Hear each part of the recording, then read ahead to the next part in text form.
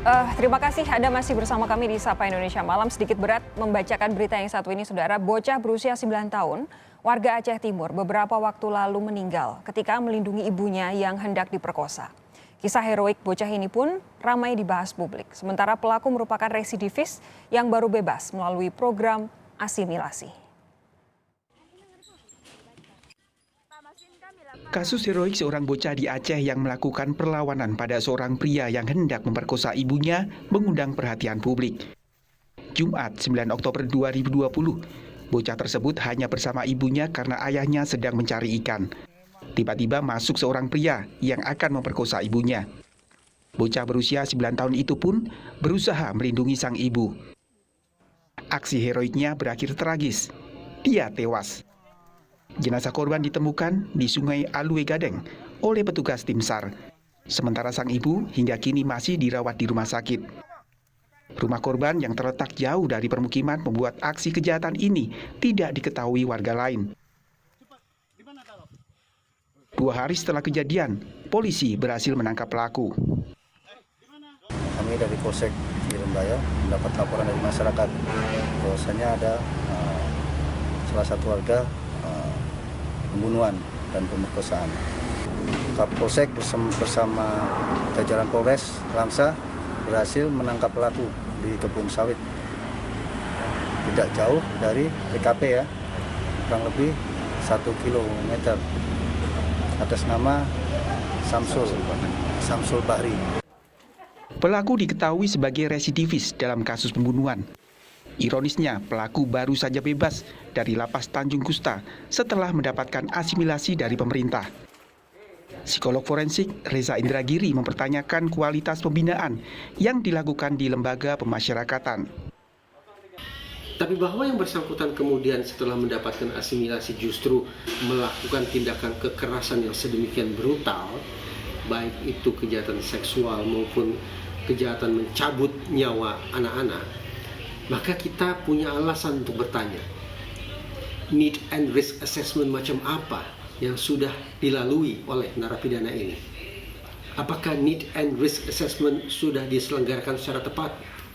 Karena kalau tepat, maka semestinya peristiwa yang menyedihkan ini tidak terjadi. Polisi telah menetapkan pelaku sebagai tersangka.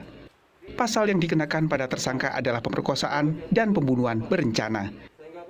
Davi Abdullah, Kompas TV, Aceh Timur, Aceh.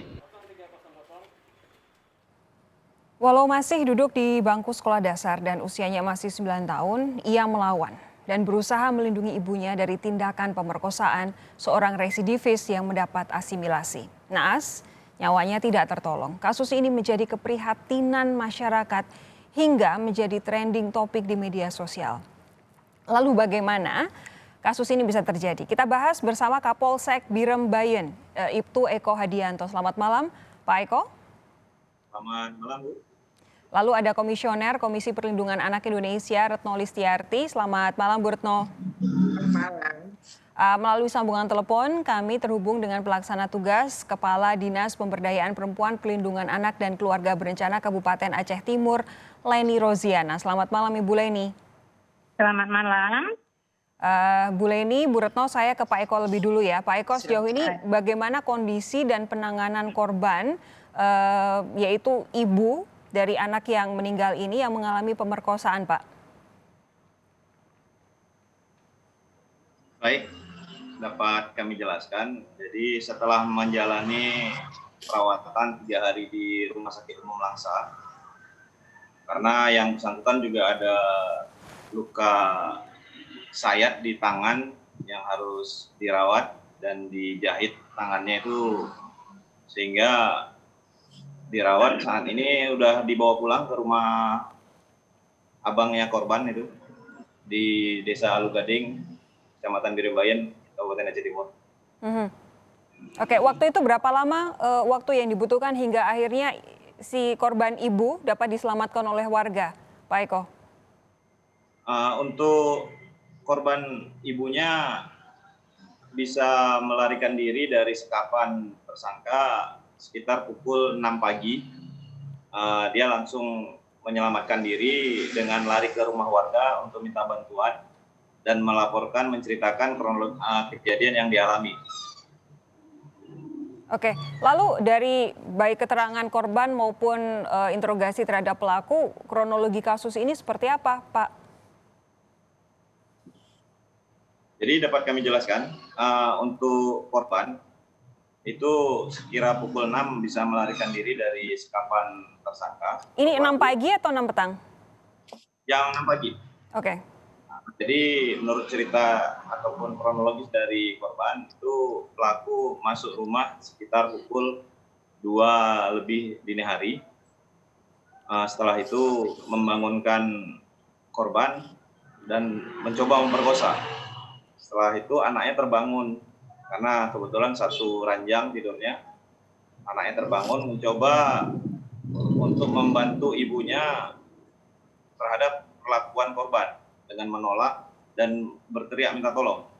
Jadi tersangka ataupun pelaku merasa terancam, makanya langsung menebaskan parang yang dipegangnya, memang sebelumnya sudah dibawa dari rumah, terhadap anak tersebut.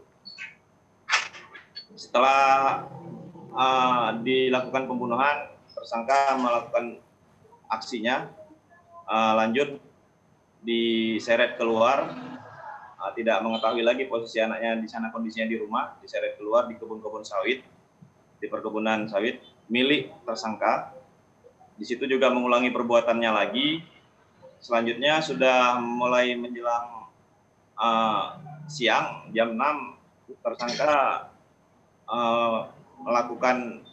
meninggalkan korban dan korban bisa melarikan diri untuk menyelamatkan diri ke rumah warga sekitar pukul 6 tadi paginya. Terus warga langsung melaporkan ke perangkat desa, dan kami dari Polsek mendapat kabar pukul 6:10 langsung menuju ke TKP. Pak Eko, lalu penemuan jasad korban anak itu apakah ditemukan dari pengakuan pelaku atau hasil pencarian warga dan juga tim Anda? Baik, jadi kami awalnya mendapat pelaku dulu. Jadi itu kejadian hari Sabtu.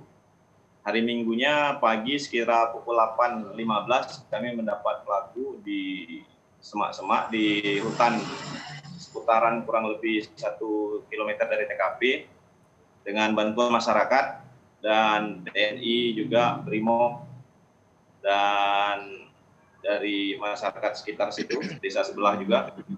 Selanjutnya kami coba interogasi tersangka, tidak mengakui di mana menaruh mayat ataupun korban anak.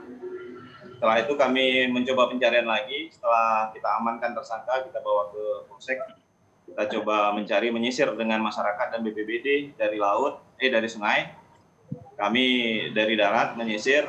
Setelah itu sekira pukul 15 baru kita ketemukan, 15:30 baru kita ketemukan untuk jasad mayat anak tersebut di dalam aliran sungai. Oke. Bu Leni. Iya. Bu Leni, apakah instansi Ibu saat ini menangani kasus ini? Kondisi korban, Ibu bagaimana? Iya, benar. Kami pastinya menangani kasus ini.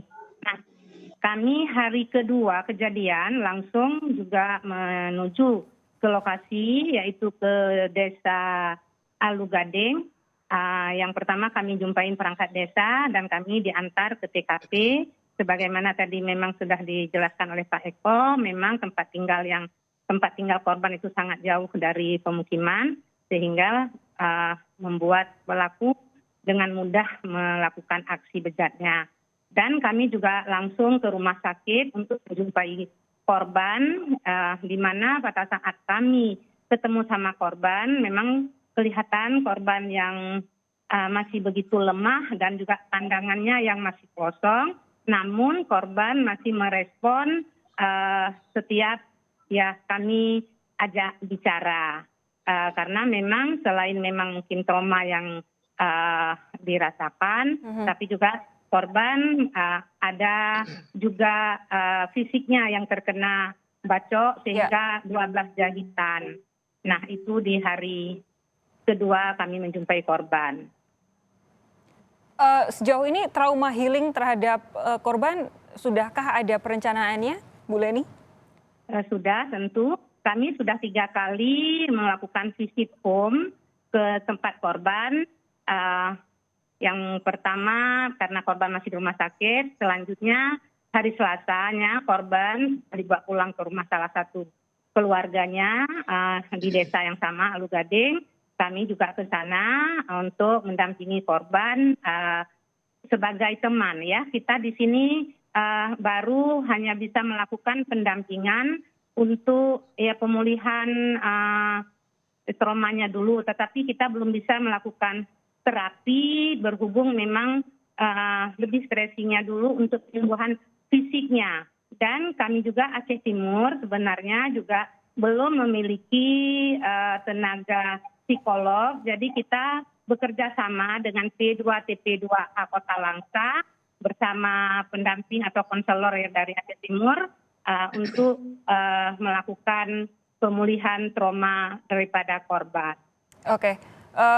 Saya dengar, nanti ingin saya konfirmasi kepada Ibu Leni bahwa korban anak yang meninggal ini adalah anak berprestasi. Nanti saya minta Bu Leni menjabarkan prestasi apa saja yang kita semua jadi merasa kehilangan karena korban anak ini seharusnya saat ini masih bersekolah dan cita-citanya terlalu banyak untuk kemudian dipotong begitu saja dengan kejadian ini. Dan juga saya ingin minta nanti tanggapan dari Ibu Retno, bantuan dari Ibu Retno sebenarnya bagaimana kita bisa mencerna kasus seperti ini. Jangan kemana-mana saudara, Sapa Indonesia Malam akan segera kembali.